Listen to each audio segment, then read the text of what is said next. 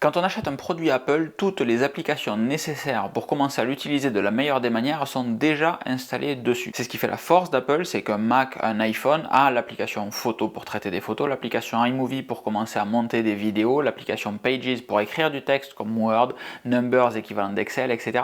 Tout est déjà présent, même GarageBand pour ceux qui veulent faire de la production musicale. Ces applis elles sont très cool, mais au fil des années je les ai remplacées et je vais vous expliquer dans cette vidéo pourquoi et par quoi. Il faut commencer par regarder la vérité en face. Les applications Apple n'ont nullement vocation à être les meilleures applications du marché, sauf, et encore c'est discutable, pour les applications professionnelles payantes, Final Cut Pro, Compressor, Logic Pro. Le rôle de ces applications, c'est de permettre un service via un iPhone, un Mac, un iPad, de telle sorte que vous puissiez l'utiliser out of the box. À l'époque où moi j'ai acheté un Mac, il y avait même une publicité pour ça, ça faisait partie de la communication d'Apple. Hello, I'm a Mac. And I'm a PC. I might make a home movie or maybe create a website, try out my built-in camera. I can do it all right out of the box, so what about you? A lot of manuals to read. You know, it sounds like you have a lot of stuff to do before you do any stuff, so I'm just gonna get started because I'm kind of excited.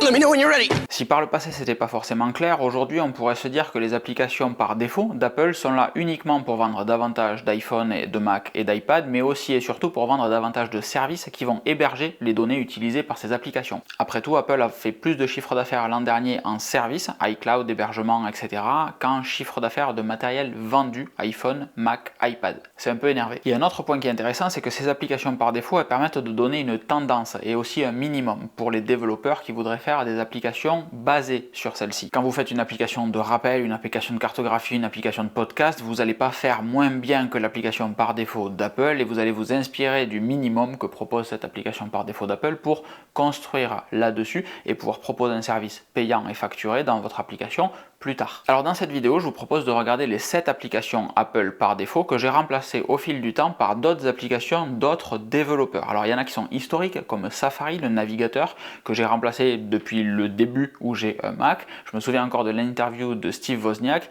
qui disait qu'en fait, si on était un vrai geek, il fallait arrêter d'utiliser Safari et commencer à utiliser Firefox. Ça, c'était en 2007-2008 et depuis, j'ai toujours utilisé Firefox. En 2020, je vous faisais une review pour vous parler de Brave que je découvrais et qui était fabuleux. Et j'ai utilisé Brave jusqu'au milieu de l'année dernière, un petit peu avant, où il y a eu des instabilités sur Brave. Je suis là revenu sur Firefox et depuis quelques mois je suis revenu sur Brave, ce qui me permet d'aller très vite dans mes actions du quotidien. La rapidité et ce respect des nouveaux standards, c'est par exemple sur YouTube, je regarde tout mon contenu en accéléré et le fait de pouvoir utiliser la petite flèche de droite pour faire suivant par intervalle de 5 à 10 secondes, comme vous le faites peut-être sur cette vidéo. Avec Brave c'est choquant, la vidéo enchaîne régulièrement, alors qu'avec Firefox sur chaque avancée je perds 3 secondes le temps que la vidéo se remette en cache. Dans Brave, c'est instantané. Deuxième application à remplacer, on se le fait par ordre chronologique, c'est l'application Météo, Weather, que j'ai remplacé par Carrot. Ça aussi, c'est historique et ça date. Si ces derniers temps, l'application Météo s'est franchement améliorée au point que je la considère même comme une application météo à part entière, elle fait partie de mon écran d'accueil et je la compare parfois avec l'application Carrot.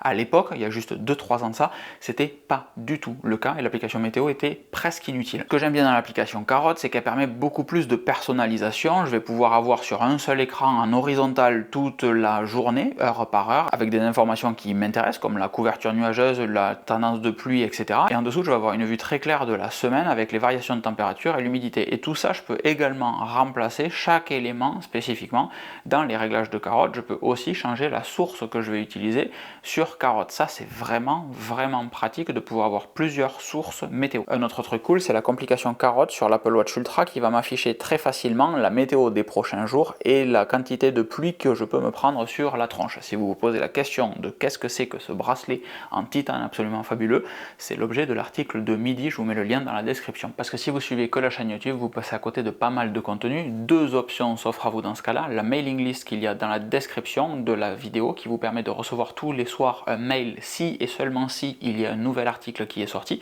avec une newsletter le dimanche matin et ou les notifications push sur locan.jp. Il suffit juste d'y aller, votre navigateur va vous proposer une notification push pour quand il y aura un nouvel article. Après, si vous voulez faire partie des gens exceptionnels qui rejoignent le Discord pour avoir du contenu premium, les coulisses de tout ce qui se passe pour seulement 5 € par mois, donc même pas la moitié du tarif de McDo, et profiter du mood de nouvelle année pour être une meilleure version de vous-même, vous remettre au sport, lire des livres intéressants, découvrir des podcasts ou juste discuter avec des gens passionnants et passionnés, vous pouvez rejoindre le Discord et là vous avez le lien Patreon dans la description. Après, je vous ai parlé d'Overcast en 2017 pour revenir dessus en 2020 et vous expliquer comment est-ce que je consommais mon contenu de podcast. L'application Overcast, pour moi, elle fait deux choses absolument fabuleuses que l'application podcast par défaut ne fait pas. C'est qu'elle va supprimer les blancs qu'il va y avoir automatiquement dans un podcast, donc les moments où la personne peut réfléchir, comme ça.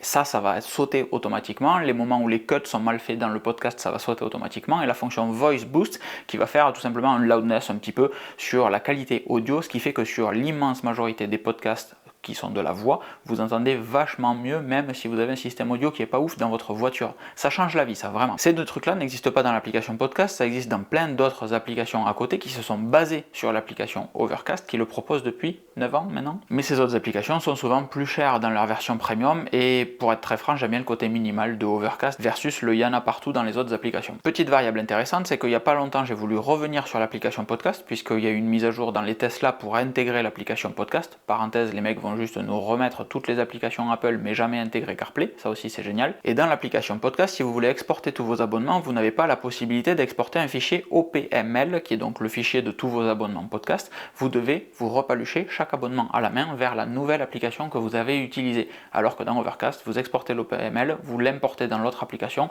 fini. Et rien que pour ça, le fait de ne pas être prisonnier de l'application, c'est un gros plus. Rappel par Things, l'an dernier je vous présentais l'application Things, donc si vous n'avez pas vu cette vidéo, je vous encourage à aller la voir parce qu'elle est dédiée littéralement à Things et pas mal de vidéos ont été dédiées aux différentes applications que je vous présente ici d'ailleurs. Things me permet facilement de gérer en projet, en section et en tâches individuelles tous mes projets, justement toutes mes actions que je vais pouvoir découper et envoyer à différentes dates de début et différentes deadlines pour correspondre le plus à mon flux de travail. Et ça c'est super pratique parce qu'un truc que je fais tous les jours, à savoir écrire un article pour tourner une vidéo, proposer du contenu, etc., je vais pouvoir créer un raccourci qui va automatiquement dupliquer mon projet nouvel article avec les actions que j'ai à faire sur la miniature, les actions que j'ai à faire sur la rédaction, les actions que j'ai à faire sur le tournage, et ensuite j'ai juste à dérouler facilement chaque action. Un projet qui peut être un petit peu long, et bien je peux dire que je vais écrire l'article une semaine et puis je vais tourner une autre semaine, etc., et rajouter des tâches là-dedans. Ça dans Rappel ça n'existe pas, même si dans Rappel il existe la possibilité de partager des listes avec des personnes, donc j'utilise toujours Rappel pour la notion de partage avec des personnes, mais pour les projets qui ne me concernent que moi, Things est réellement bien au-dessus. Le remplacement de Apple Maps par Waze est plus récent, je dirais qu'il a 1 an ou 2, quelque chose comme ça, parce que Apple Maps fait vraiment très bien le travail, honnêtement, et l'interface est quand même très agréable. La fonctionnalité qui vous permet de savoir dans quelle voie vous mettre pour ne pas louper une sortie, c'est le feu, ça existe évidemment chez Waze, chez Google Maps, etc.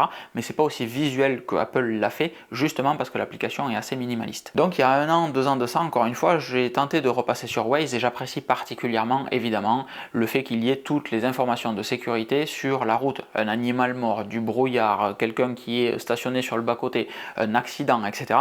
Tout ça c'est comptabilisé, c'est vu surtout dans Waze. Donc avant même d'arriver sur une zone dangereuse, je sais à quoi m'attendre. Alors que sur Apple Maps, tout ça, ça n'apparaît nulle part. La gestion des bouchons fonctionne globalement bien, sinon aussi bien que sur Waze, mais c'est trop épuré en fait. Il me manque ce niveau de détail qui, d'un point de vue de sécurité, me plaît beaucoup dans Waze. Un truc bête mais super intéressant depuis que c'est là, c'est la notion de limitation de vitesse. Apple Maps se foire souvent sur les routes, va m'afficher sur la route à 50 km/h à côté de la maison que c'est une route à 110, ce n'est pas du tout le cas.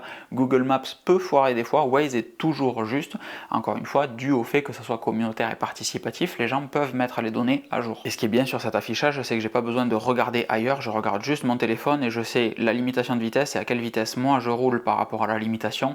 J'ai pas à regarder en plus le compteur de la voiture pour savoir si je suis bien ou pas bien. Mes chutes podcast XXL de ce week-end, les membres du Discord m'ont motivé à tester Google Maps, donc c'est exactement ce que je suis en train de faire en ce moment. Et dernièrement, on a un truc qui se passe ici, c'est Fitness et Garmin. Donc l'application Fitness, l'application santé sont en train d'être remplacées par l'application Garmin Connect. Ça sera la vidéo qui sortira dimanche, le comparatif de la Garmin Epix Pro Gen 2 à l'Apple Watch Ultra. Là, Apple propose un système qui permet de se remettre en forme, de bouger un petit peu plus tous les jours, mais il va être réellement dangereux par rapport à ce que peut proposer un système comme Garmin qui est destiné aux sportifs et aux athlètes. Je vous donne un exemple que je trouve absolument fabuleux, mais qui m'en arrive un toutes les semaines.